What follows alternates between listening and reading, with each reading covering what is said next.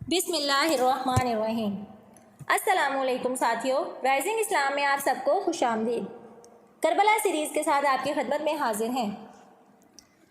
پچھلی ویڈیو میں آپ کو حضرت مسلم بن عقیل رضی اللہ تعالیٰ عنہ کے صاحبزادوں کے بےایمانہ قتل کے بارے میں بتایا گیا تھا اور ان کے قاتل کا عبرتناک انجام بھی بیان کیا گیا تھا۔ اگر آپ نے وہ ویڈیو نہیں دیکھی تو اوپر دیے گئے آئی بٹن کو پریس کریں اور ہماری پچھلی ایک ساتھ ضرور ملاحظہ کریں۔ تو آج انہی واقعات کے تسلسل کو برقرار رکھتے ہوئے اس ویڈیو میں آپ کو حضرت حسین رضی اللہ تعالیٰ عنہ کے کوفے کی جانب سفر کے دوران پیش آنے والی مصیبتوں اور واقعات کو تفصیلاً بیان کریں گے۔ حضرت امام حسین کو اپنی شہادت کی بشارت کیسے ملی یہ بھی بتایا جائے گا۔ تو چلیں بنا وقت ضائع کیے شروع کرتے ہیں۔ صبر و رضا کے پیکر خاتون جنت فاطمۃ الزہرا کے نور نظر اپنے برادر محترم کا خط پڑھ کر اہل کوفہ کی والہانہ عقیدت سے متاثر ہو کر عازم کوفہ ہوا۔ اس دوران میں آپ کو اس بات کا علم بھی ہو چکا تھا کہ یزید پلید مکہ پاک میں آپ کو شہید کرنے کی سازش کر رہا ہے۔ تو نانائے پاک سرور کائنات صلی اللہ علیہ وآلہ وسلم کی وہ حدیث یاد آ گئی کہ حرم پاک میں ایک دمبا ذبح ہوگا جس کے سبب خانہ کعبہ کی بے حرمتی ہوگی۔ مان آپ کے دل میں یہ خیال پیدا ہوا کہ کہیں ایسا نہ ہو کہ وہ دمبا میں ہی نہ بن جاؤں، اس لیے میرا مکہ سے نکل جانا ہی مناسب ہے۔ چنانچہ آپ نے کوفہ جانے کا عزم کر لیا۔ یہ ذوالحج کی 30 تاریخ تھی اور اسی تاریخ کو حضرت امام مسلم رضی اللہ تعالیٰ عنہ جام شہادت نوش فرما چکے تھے، مگر امام حسین رضی اللہ تعالیٰ عنہ کو اس المناک واقعے کا کوئی علم نہ تھا۔ ذوالحج کا مہینہ تھا، مختلف مقامات سے مسلمان فریضہ حج کی ادائیگی اور کعبۃ اللہ کے طواف کی غرض سے آ رہے تھے، لیکن یہ سچا پرستار حق شہادت کبریٰ کے کعبہ عظمیٰ کے طواف کرنے کربلا جا رہا تھا۔ حاجی زیارت کعبہ کا صدقہ چند جانوروں کی قربانی سے ادا کرنے کے لیے آ رہے تھے، لیکن اقلیم صبر و رضا کے یہ پیکر اپنے کعبہ مقصود کی زیارت کرنے کے لیے اپنی اولاد اور جان عزیز کی قربانی پیش کرنے جا رہے تھے۔ اس مختصر مگر جامع، اس قلیل مگر کثیر قافلے میں بچے بھی تھے، بوڑھے بھی، عورتیں بھی تھیں، ماں سوائے صغرا فاطمہ کے جسے آپ مدینہ منورہ چھوڑ آئے تھے۔ تمام کے تمام اہل بیت آپ کے ساتھ سفر کر رہے تھے۔ یہ قافلہ ذوالحج کی 3 تاریخ کو مکہ مکرمہ سے کوفہ کی طرف روانہ ہوا۔ حضرت عبداللہ بن عمر رضی اللہ تعالیٰ عنہ جو مدینہ طیبہ سے صرف امام حسین رضی اللہ تعالیٰ عنہ سے ملاقات کرنے کی غرض سے مکہ آئے تھے، انہیں جب پتہ چلا کہ امام حسین رضی اللہ تعالیٰ عنہ اپنے اہل بیت کے ہمراہ کوفہ روانہ ہو چکے ہیں تو وہ آپ کے پیچھے دوڑے اور دوسری ہی منزل پر آپ کو جا لیا۔ سلام کے بعد کہا کہ آپ اہل کوفہ کی بدعہدی اور بے وفائی سے آگاہ نہیں ہیں؟ یہ تو وہی لوگ ہیں جنہوں نے آپ کے والد ماجد حضرت علی رضی اللہ تعالیٰ عنہ کے ساتھ غداری کی اور آج آپ کو اپنے دام فریب میں لینے کی کوشش کر رہے ہیں۔ اگر یہ لوگ اپنے مقصد میں کامیاب ہو گئے تو آپ کا حال بھی وہی ہوگا جو آپ کے والد ماجد اور بڑے بھائی کا ہوا تھا۔ امام حسین رضی اللہ تعالیٰ عنہ حضرت عبداللہ بن عمر کی باتیں سنتے رہے۔ حضرت ابن عمر نے اپنی بات کو جاری رکھتے ہوئے کہا کہ آپ بیعت لینے کے لیے مکہ مکرمہ سے باہر نہ جائیں۔ یہ نصیحت کر کے حضرت عبداللہ بن عمر رضی اللہ تعالیٰ عنہ رو پڑے۔ امام حسین رضی اللہ تعالیٰ عنہ بھی رونے لگے، مگر حضرت عبداللہ بن عمر کے مشورے کو ماننے سے انکار کر دیا۔ مجبوراً حضرت عبداللہ بن عمر رضی اللہ تعالیٰ عنہ واپس چلے گئے۔ حضرت امام حسین رضی اللہ تعالیٰ عنہ جس روز مکہ مکرمہ سے روانہ ہوئے تھے، حضرت مسلم بن عقیل رضی اللہ تعالیٰ عنہ اسی روز کوفہ میں شہید کیے گئے اور امام حسین کو اس المناک سانے کی کوئی اطلاع نہیں ملی تھی۔ اس لیے اہل بیت کرام کا یہ قافلہ کوفہ کی طرف گامزن ہوا۔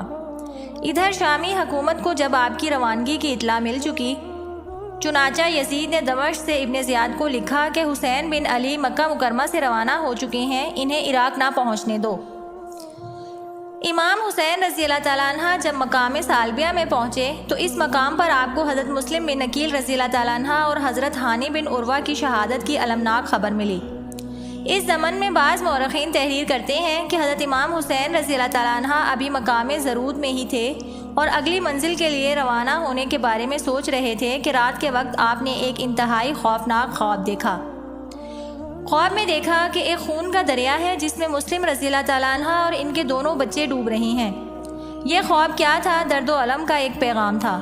نیند سے بیدار ہوئے، صبح کی نماز ادا فرمائی اور وظائف مسنونہ سے ابھی فارغ نہ ہونے پائے تھے کہ ایک شخص بکر اسدی نامی جو محب اہل بیت تھا کوفہ سے آیا اور حضرت امام حسین رضی اللہ تعالیٰ عنہ کو ایک الگ جگہ لے گیا۔ اس کے چہرے سے حزن و ملال ٹپک رہا تھا۔ وہ بڑے ضبط سے کام لے کر کچھ کہنا چاہتا تھا مگر کچھ کہنے کی ہمت نہ رکھتا تھا۔ جب اندو غم کی اس تصویر کو یارائے سخن نہ ہو سکا تو امام عالی مقام نے خود ہی پوچھا، اے بکر اسدی، بتا میرے بھائی مسلم کا کیا حال ہے اور انہوں نے کیا پیغام بھیجا ہے؟ بکر اسدی نے حضرت مسلم رضی اللہ تعالیٰ عنہ کا خون آلود کرتا سامنے کر دیا اور آہ بھر کر زمین پر گر پڑا۔ امام عالی مقام سارا معاملہ سمجھ گئے اور بھائی کی شہادت کا سن کر آنکھیں پتھرا گئیں اور سن ہو کر نیچے گر پڑے۔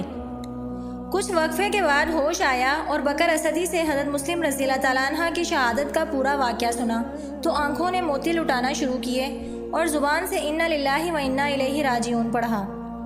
حضرت امام عالی مقام نے جب کوفہ والوں کی بدعہدی اور حضرت مسلم رضی اللہ تعالیٰ عنہ اور ان کے یتیموں کی شہادت کا حال سنا تو خیمے میں داخل ہوئے، ایک کونے میں الگ جا کر بیٹھ گئے اور سوچنے لگے۔ رنگ آپ کا فق تھا، طبیعت بے کل تھی، حواس باختہ ہو چکے تھے، قریب تھا کہ آنسوؤں کے چشمے پھوٹ پڑتے، مگر صبر و رضا کے پتلے حسین رضی اللہ تعالیٰ عنہ نے ضبط سے کام لیا۔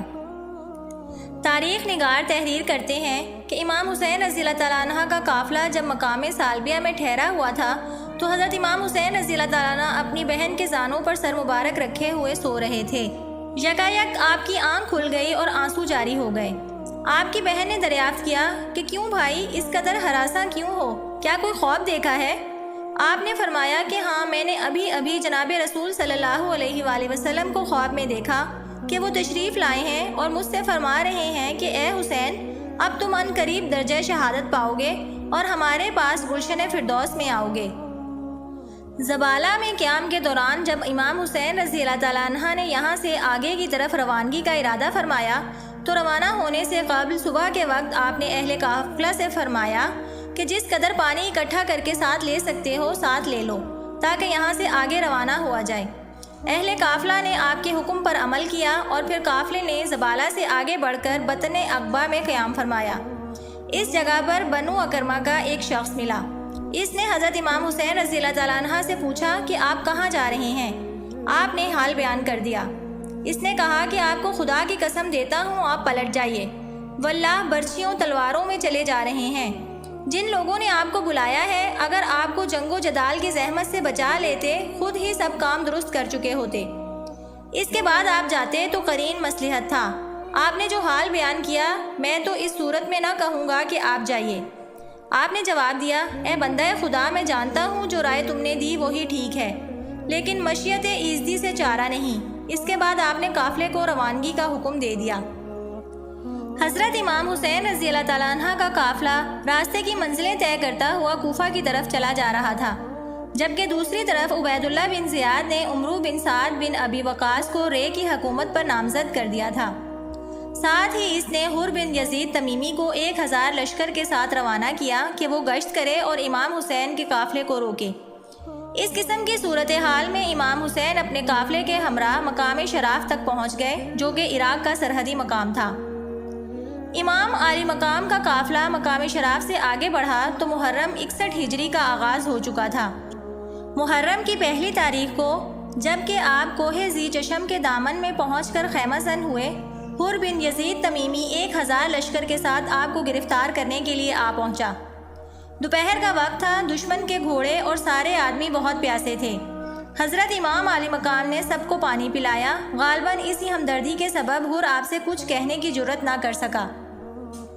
بعض مورخین لکھتے ہیں کہ حضرت امام حسین رضی اللہ تعالیٰ عنہ نے حر اور اس کے لشکر کو مخاطب کرتے ہوئے یوں ارشاد فرمایا کہ اے شام کے جنگ آزما جوانوں اور اے اسلام کے شیر دل بہادروں، یاد رکھو کہ یہ دنیا بالکل ہیچ ہے، اس کی عارضی زندگی ہے اور ہر انسان کی زندگی مستعار ہے۔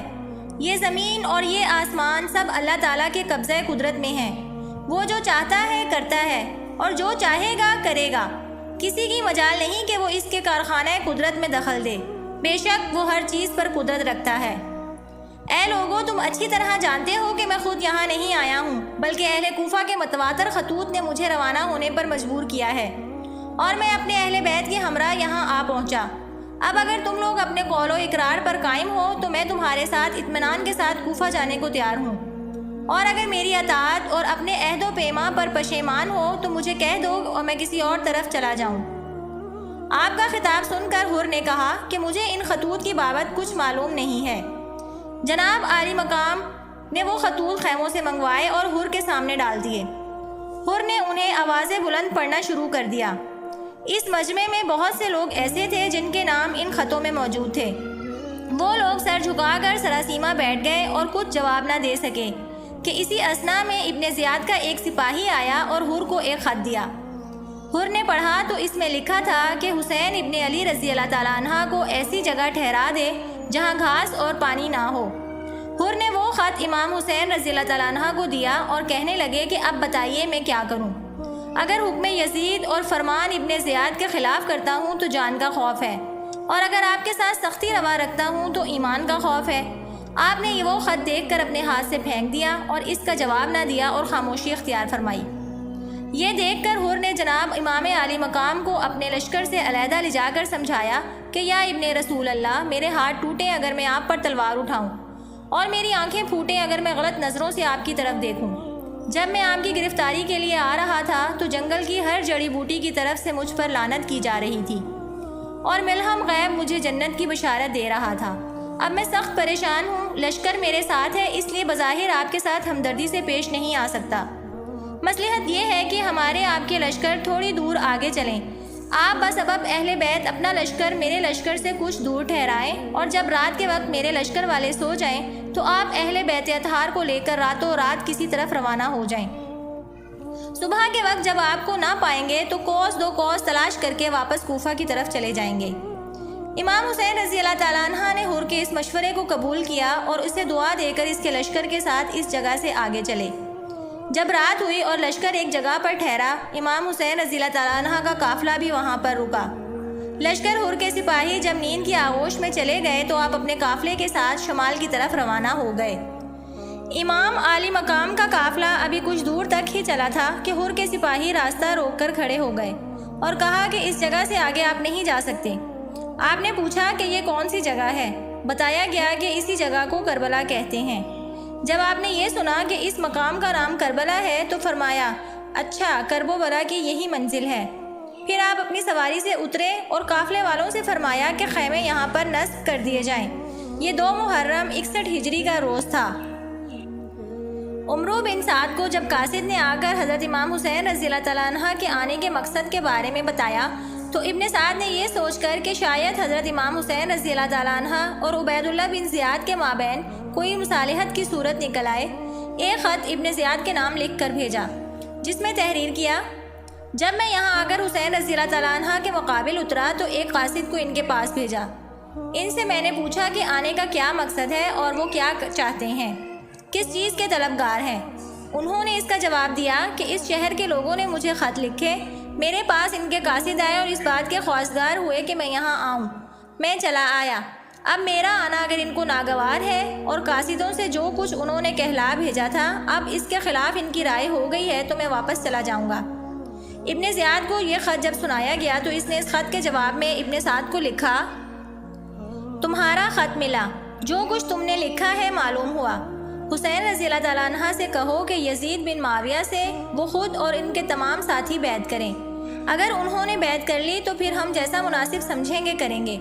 جب یہ خط ابن سعد کو ملا تو اس نے کہا کہ میں سمجھ گیا ہوں کہ ابن زیاد کو عافیت منظور نہیں ہے۔ چنانچہ اس نے ابن زیاد کا یہ خط حضرت امام حسین رضی اللہ تعالیٰ عنہ کے پاس بھجوا دیا۔ آپ نے خط پڑھا اور پڑھ کر چاک کر ڈالا اور فرمایا کہ قسم ہے رب العزت کی، میں ایک فاسق، فاجر، بدکار اور زانی کی بیعت کبھی قبول نہ کروں گا۔ مورخین لکھتے ہیں کہ عمرو بن سعد نے جب عبید اللہ بن زیاد کا خط پڑھا تو امام حسین رضی اللہ تعالیٰ عنہ کو پیغام بھیجا کہ یزید کی بیعت کے لیے راضی ہو جائیں، مگر امام حسین رضی اللہ تعالیٰ عنہ نے انکار کر دیا۔ ابن زیاد کو جب یہ اطلاع دی گئی کہ امام حسین رضی اللہ تعالیٰ عنہ نے یزید کی بیعت کرنے سے صاف انکار کر دیا ہے تو اس نے فوری طور پر عمرو بن سعد کے نام ایک حکم نامہ بھیجا کہ امام حسین اور ان کے ساتھیوں پر پانی بند کر دیا جائے۔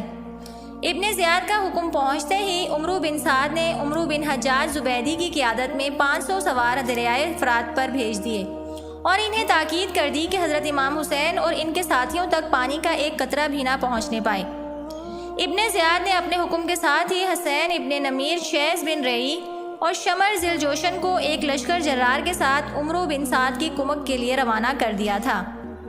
کہا جاتا ہے کہ حر بن یزید ریاحی 1000 سوار مسلح لے کر پہلے ہی پہنچ چکے تھے کہ پیچھے سے حجر بن حرب بھی 22,000 سوار لے کر شریک زرم ہوا۔ جب کئی ہزار سوار اس طرح جمع ہو گئے تو عمر بن سعد نے حجر بن حر کو 2000 سوار اور ایک علم دے کر غادریات کے راستے پر مقرر کر دیا کہ ادھر سے امام حسین رضی اللہ تعالیٰ عنہ کا قافلہ پانی نہ لینے پائے، اور ابن رئی کو 4000 سوار دے کر دوسرا ناکہ روک دیا، اور اسی طرح نہر فرات کے تمام راستے بند کر دیے کہ ایک قطرہ پانی بھی مہمانان کربلا کو نصیب نہ ہو۔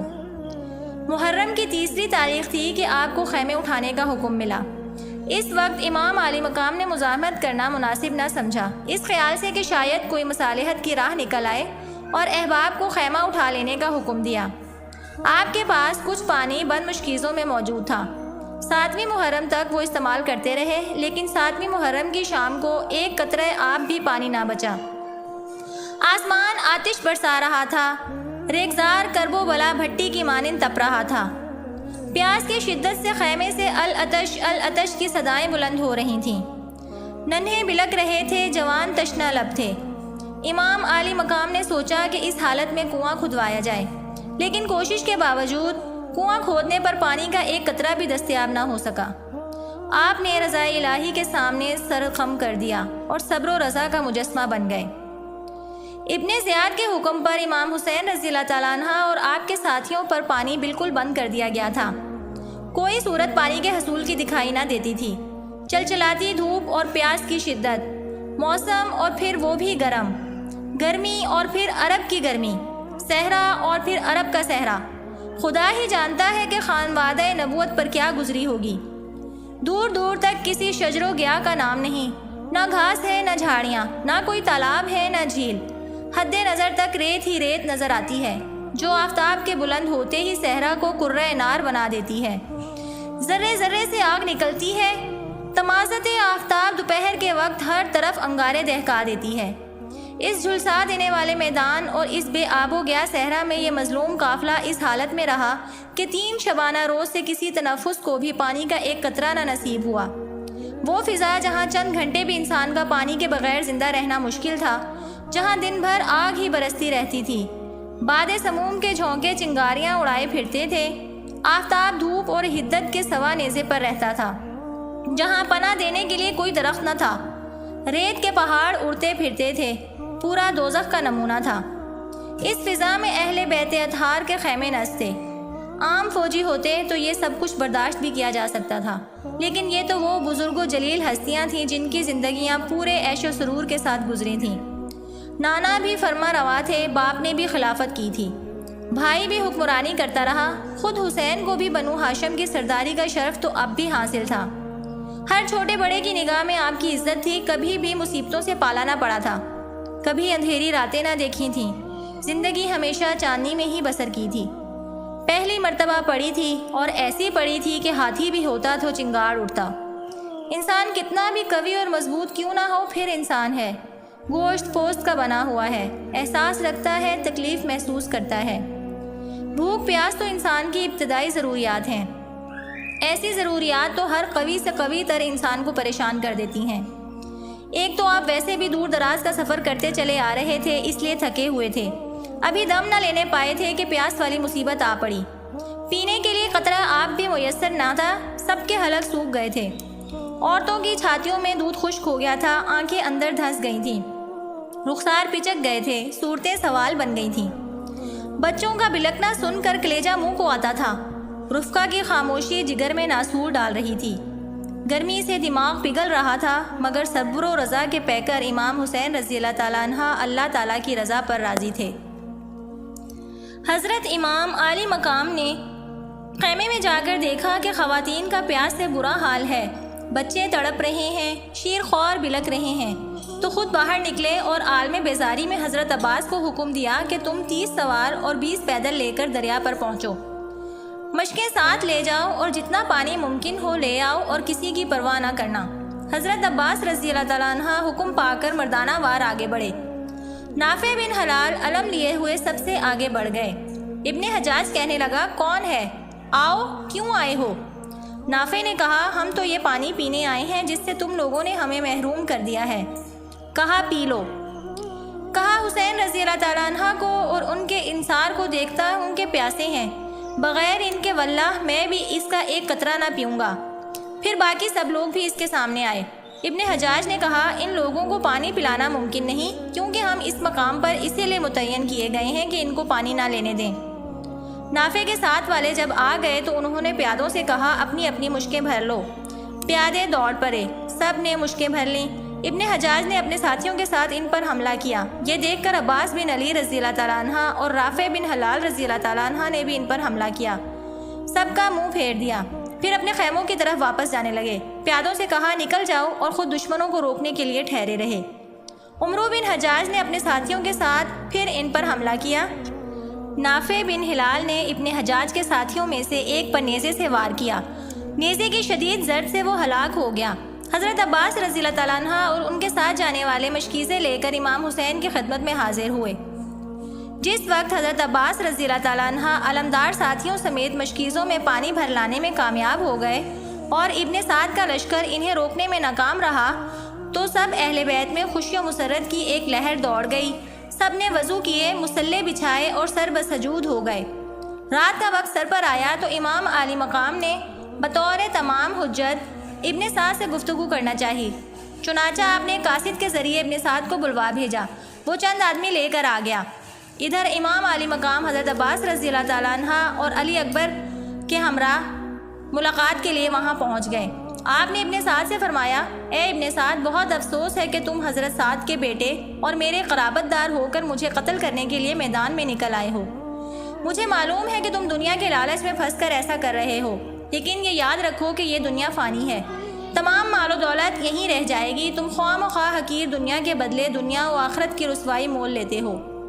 بدبخت بولا، میں مجبور ہوں، اگر میں نے ابن زیاد کے حکم کی تعمیل نہ کی تو وہ میرے محلات منہدم کر دے گا۔ پھر آپ نے فرمایا کہ مجھے چھوڑ دو، میں کہیں چلا جاؤں گا تا وقت کہ کوئی مناسب صورت نکل آئے۔ اب ابن سعد بھی دل سے نہیں چاہتا تھا کہ حضرت امام حسین کو شہید کیا جائے، بلکہ وہ چاہتا تھا کہ کوئی ایسی صورت نکل آئے جس سے مصالحت ہو جائے۔ بعض مورخین اس زمن میں لکھتے ہیں کہ عمرو بن سعد کو حضرت امام حسین رضی اللہ تعالیٰ عنہ نے عمرو بن قرظ بن قصب انصاری کے ذریعے بلوایا، تو عمرو بن سعد نے امام حسین رضی اللہ تعالیٰ عنہ سے کہا کہ بے شک آپ یزید کے مقابلے میں زیادہ مستحق خلافت ہیں، لیکن اللہ تعالیٰ کو یہ منظور نہیں کہ آپ کے خاندان میں حکومت و خلافت آئے۔ حضرت علی رضی اللہ تعالیٰ عنہ اور حضرت حسن رضی اللہ تعالیٰ عنہ کے حالات آپ کے سامنے گزر چکے ہیں۔ اگر آپ اس سلطنت و حکومت کے خیال کو چھوڑ دیں تو بڑی آسانی سے آزاد و رہا ہو سکتے ہیں، نہیں تو پھر آپ کی جان کا خطرہ ہے اور ہم لوگ آپ کی گرفتاری پر مامور ہیں۔ حضرت امام حسین رضی اللہ تعالیٰ عنہ نے فرمایا کہ میں اس وقت 3 باتیں پیش کرتا ہوں، تم ان 3 میں سے جس کو چاہو میرے لیے منظور کر لو۔ اول تو یہ کہ جس طرف سے میں آیا ہوں اسی طرف مجھ کو واپس جانے دو، تاکہ میں مکہ معظمہ میں پہنچ کر عبادت الہی میں مصروف رہوں۔ دوم یہ کہ مجھ کو کسی سرحد کی طرف نکل جانے دو کہ وہاں کفار کے ساتھ لڑتا ہوا شہید ہو جاؤں۔ سوم یہ کہ تم میرے راستے سے ہٹ جاؤ اور مجھ کو سیدھا یزید کے پاس دمشق کی جانب جانے دو۔ میرے پیچھے پیچھے اپنے اطمینان کی غرض سے تم بھی چل سکتے ہو۔ میں یزید کے پاس جا کر براہ راست اس سے اپنا معاملہ اسی طرح طے کر لوں گا جیسا کہ میرے بڑے بھائی حضرت امام حسن نے امیر معاویہ رضی اللہ تعالیٰ عنہ سے طے کیا تھا۔ عمرو بن سعد یہ سن کر بہت خوش ہوا اور کہا کہ میں بطور خود کوئی پختہ جواب اس وقت آپ کو نہیں دے سکتا، میں ابھی عبید اللہ بن زیاد کو اطلاع دیتا ہوں، یقین ہے کہ وہ ضرور ان میں سے کسی ایک بات کو منظور کر لے گا۔ عمرو بن سعد بھی اسی میدان میں خیمہ زن ہو گیا اور ابن زیاد کو یہ تمام کیفیت لکھ بھیجی۔ 2 محرم 61 ہجری کو کربلا میں عمرو بن سعد امام حسین کے پہنچنے سے اگلے دن جا کر مقیم ہوا تھا اور اسی روز یہ گفتگو ہوئی تھی۔ عبید اللہ بن زیاد عمرو بن سعد کا خط پڑھ کر بہت خوش ہوا اور اس نے کہا کہ امام حسین نے وہ بات پیش کی ہے جس سے فتنے کا دروازہ بالکل بند ہو جائے گا اور وہ یزید کے پاس جا کے بیعت کر لیں گے تو پھر کوئی خطرہ باقی نہ رہے گا۔ لیکن شمر ذیلجوش اس وقت اس کے پاس موجود تھا۔ اس نے کہا کہ اے امیر، اس وقت تجھ کو موقع حاصل ہے کہ تو امام حسین کو بلا تکلف قتل کر دے، تجھ پر کوئی الزام عائد نہ ہوگا۔ لیکن اگر امام حسین یزید کے پاس چلے گئے تو پھر ان کے مقابلے میں تیری کوئی عزت و قدر باقی نہ رہے گی، اور وہ تجھ سے زیادہ مرتبہ حاصل کر لیں گے۔ یہ سن کر ابن زیاد نے عمرو بن سعد کو جواب میں لکھا کہ یہ تینوں باتیں کسی طرح منظور نہیں ہو سکتی۔ ہاں، صرف ایک صورت ہے، وہ یہ کہ امام حسین اپنے آپ کو ہمارے سپرد کر دیں اور یزید کی بیعت نیابتاً اول میرے ہاتھ پر کریں، پھر میں ان کو یزید کے پاس اپنے اہتمام سے روانہ کروں گا۔ اس جواب کے آنے پر عمرو بن سعد نے حضرت امام حسین کو اطلاع دی اور کہا کہ میں مجبور ہوں، ابن زیاد خلافت یزید کی بیعت اول اپنے ہاتھ میں چاہتا ہے اور کسی دوسری بات کو منظور نہیں کرتا۔ امام حسین نے کہا کہ اس سے تو مر جانا ہی بہتر ہے کہ میں ابن زیاد کے ہاتھ پر بیعت کروں۔ بعض مورخین لکھتے ہیں کہ جب حضرت امام حسین رضی اللہ تعالیٰ عنہ نے ابن سعد سے فرمایا کہ اگر ممکن ہو تو صرف ایک رات کی مہلت دے دو، یہ عاشورہ کی رات ہے جسے ہم عبادات و نوافل میں گزاریں گے اور اپنے اللہ سے توبہ و استغفار کریں گے۔ ابن سعد کو اب تو کچھ کہنے کی جرت نہ ہوئی۔ فوج کی رائے دریافت کی تو ملعون شمر فوراً چلا اٹھا، کہنے لگا ہم ایک شب کیا ایک لمحے کی بھی مہلت نہیں دیں گے۔ یہ سن کر ابن شعبان کندی اور بقول باز عمرو بن حجاج کی غیرت نے جوش مارا اور شمر ملعون سے کہا تجھے شرم نہیں آتی، حالانکہ تو ان کا قریبی رشتہ دار بھی ہے۔ تیری قساوت قلبی اس حد تک بڑھ چکی ہے کہ تم ابن رسول اللہ کو ایک رات کی مہلت دینا بھی گوارا نہیں کرتے۔ مجھے یقین ہے کہ اگر اس وقت مقابلے پر رومی و چینی بھی ہوتے تو تم یقیناً مہلت دینے میں تامل نہ کرتے۔ میرے خیال میں اس پوری فوج میں سوائے تیرے اور کوئی متنفس نہ ہوگا جسے ایک شب مہلت دینے میں اعتراض ہو۔ اتنے میں ساری فوج کے دلوں کی حالت بالکل بدل گئی۔ انہوں نے ہتھیار پھینک دیے اور کہنے لگے ہم ایک قدم بھی آگے نہ بڑھیں گے۔ یہ دیکھ کر ابن سعد گھبرا گیا اور سوچنے لگا اگر میری فوج نہ لڑی تو سارا الزام مجھ پر عائد کیا جائے گا۔ اس نے اسی وقت ایک رات کی مہلت دے دی۔ ایک رات کی مہلت ملنے کے بعد حضرت امام حسین رضی اللہ تعالیٰ عنہ نے اپنے ساتھیوں کو جمع کیا اور ان کے سامنے خطاب کرتے ہوئے فرمایا تمام تعریفیں اللہ تعالیٰ کے لیے ہیں، آرام و تکلیف ہر حال میں اس کا شکر ہے۔ اے اللہ، میں تیرا شکر بجا لاتا ہوں کہ تو نے ہمیں اہل بیت نبوت کی عزت عطا فرمائی، قرآن کا علم دیا اور اس کی سمجھ عطا فرمائی، اور سننے والے کان، دیکھنے والی آنکھیں اور دل آگاہ نعمتوں سے مالا مال فرمایا۔ میں دنیا میں نہ کسی کے ساتھیوں کو اپنے گھر والوں سے زیادہ نیکوکار اور صلہ رحمی کرنے والا دیکھتا ہوں۔ اللہ تعالیٰ تم سب کو میری طرف سے جزائے خیر عطا فرمائے۔ سن لو، میں یقین رکھتا ہوں کہ ان دشمنوں کے ہاتھوں کل ہماری شہادت ہے۔ میں تم سب کو بخوشی اجازت دیتا ہوں کہ رات کا اندھیرا چھایا ہوا ہے، اسی میں جہاں تم لوگوں کا دل چاہے چلے جاؤ، میری طرف سے تم پر کوئی الزام نہیں۔